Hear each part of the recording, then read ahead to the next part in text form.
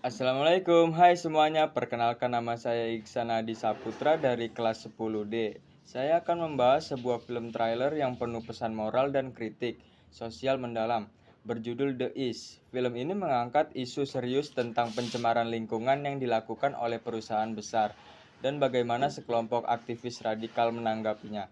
Yuk kita kumpas tuntas latar belakang tokoh utama, jenis pencemarannya, dampaknya, dan solusi yang disampaikan filmnya.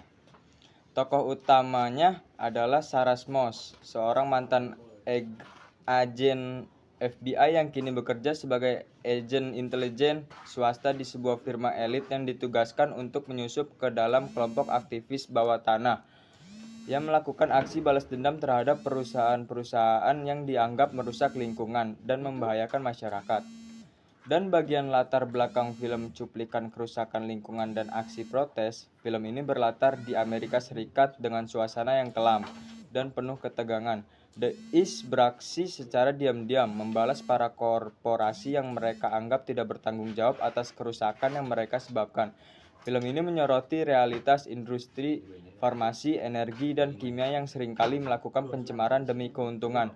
Ini adalah terkritik sistem kapitalis menempatkan profit, kelestarian lingkungan. Dan bagian pencemaran yang ditampilkan, aksi balas dendam. Pabrik-pabrik sungai yang tercemar, ada 3 kasus pencemaran utama dalam film ini.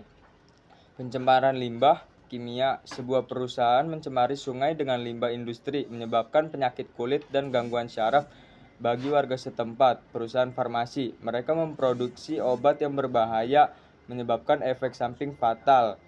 Perusahaan energi, bertanggung jawab atas tumpahan minyak yang menghancurkan ekosistem laut dan membunuh kehidupan laut secara massal.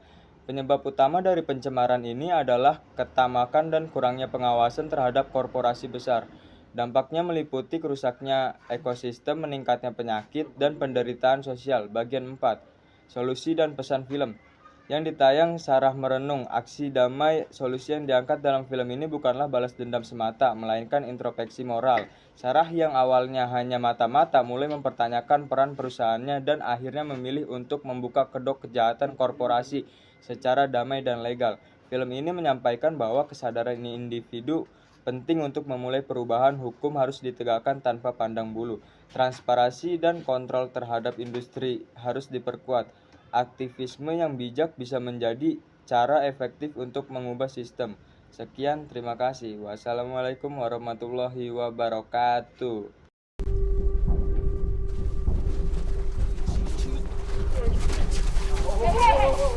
I think the story came from a lot of just what Zal and I were feeling at the time, which is like young and just entering the working world.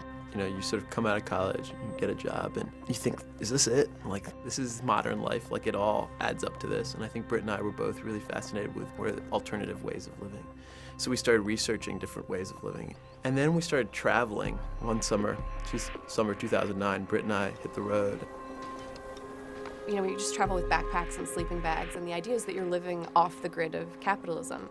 You know, you don't buy anything, and you don't wear makeup, and you haven't looked at a mirror for ages, and your hair is greasy, and your face is sunburned, and we started sort of living this like traveler's life.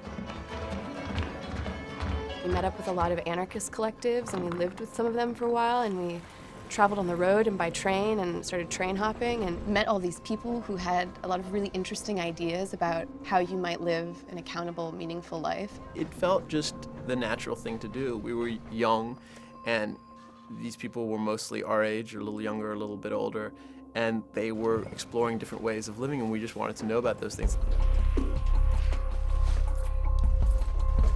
Here, eat these. You need some sugar. I'm gonna go down.